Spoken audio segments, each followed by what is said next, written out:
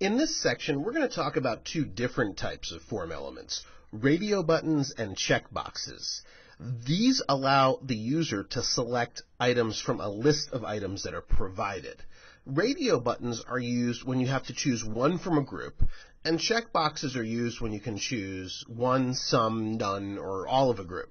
So let's start with the radio buttons. So a typical radio button question might be something that's an either or. So what we're going to do is we're going to put gender as what our radio button asks for. So let's go ahead and actually put this above the submit and reset buttons so it makes sense to the user. So there's our table row. And in our first table data, we're going to ask for gender. In our next table data, we're going to have the user click a radio button indicating their gender. So I like putting the buttons first and the labels on the right of the buttons. I think that looks a little neater. So input type equals radio for radio button. Now the value here is the individual value for that button. The name is the group that they belong to. So we'll set the name to gender like that. I'm going to then do another radio button, and the value of this one is going to be female. Name equals gender. Now to the right of the buttons, so the user can easily see which button is which, I'm going to put the field names. All right, we'll go ahead and save. We can pull this one up in our local Komodo browser as well.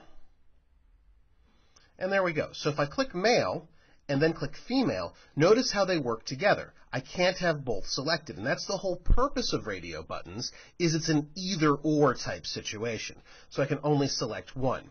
Now, if you have multiple sets of radio buttons, you simply have to give them different names in order for them to work independently of each other. So if we did another set of radio buttons asking for age range, and I'm going to do some really loose age ranges here so I don't have to make a whole lot of buttons. So the first one's going to be age range.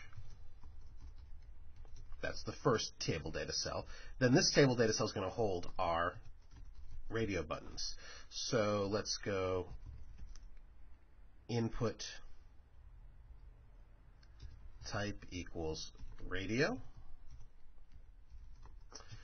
Value equals, and what we can do is we can just give those, we don't have to give them a number that even relates to anything, because whatever the form processor is going to do with them can be based on the values we put here. So it could know 0, for example, is going to be the age range under 18.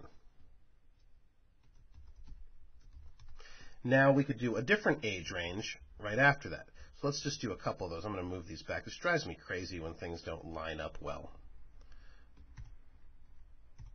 A lot of programmers and developers are very, very conscientious about that type of thing. You probably will end up being so too. All right, so input type equals radio, value equals 1, name equals age, and we'll say 19 to 39. Like I said, very, very loose here.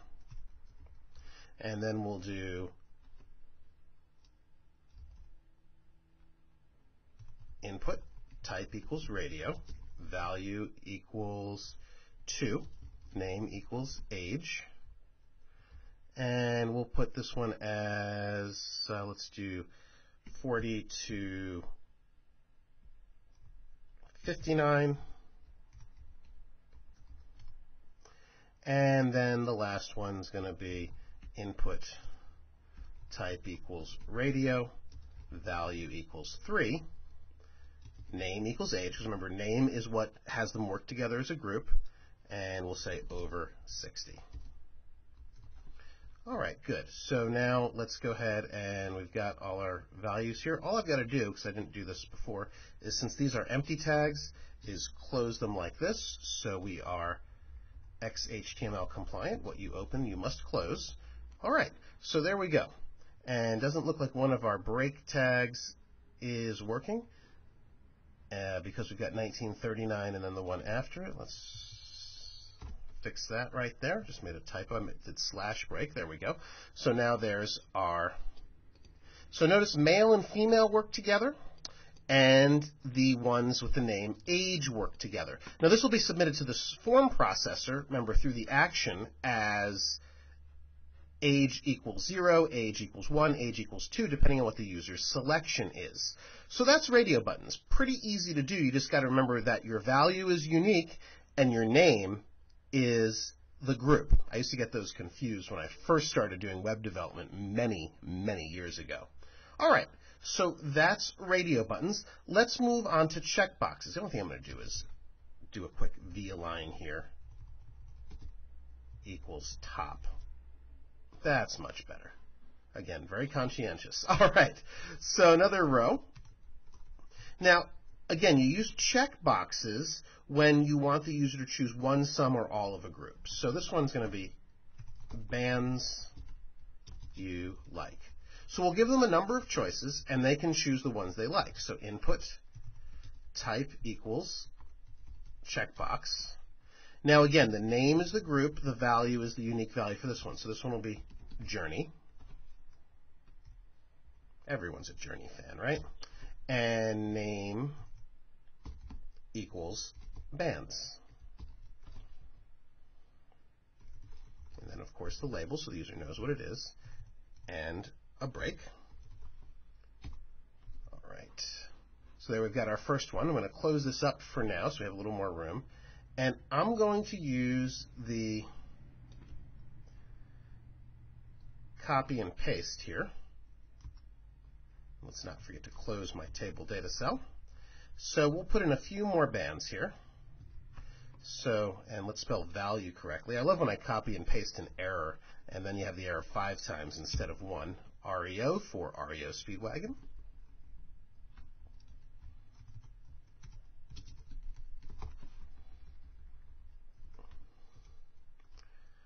Just 2 more. You don't like 80s power ballad bands? Well, too bad, I do. All right, so REO will go with Survivor.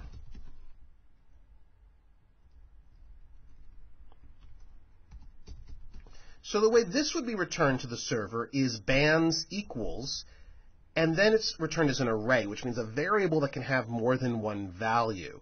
So here, if the user chooses more than one, it's going to have both of those values. And it's going to take the developer just a little bit of programming. It's not complicated programming, but you're going to have to know how to program in order to do it, to extract everything that the user's checked off. This is helpful, especially when you have longer checklists where the user can check off 10 or 15 things. All right, let's take a look at this in a browser this time. So let's do Firefox.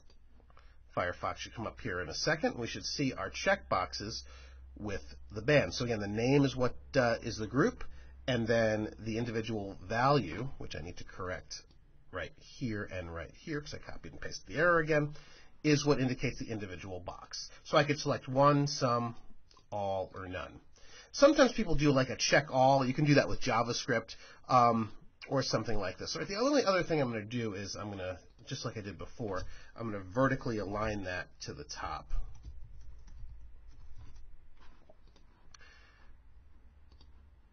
Perfect. And we're going to add the colon. So again, just to review, radio buttons are used when you want to choose one from a group or an either-or situation, and checkboxes are used when you want to choose one, some, all, or none of a group of options.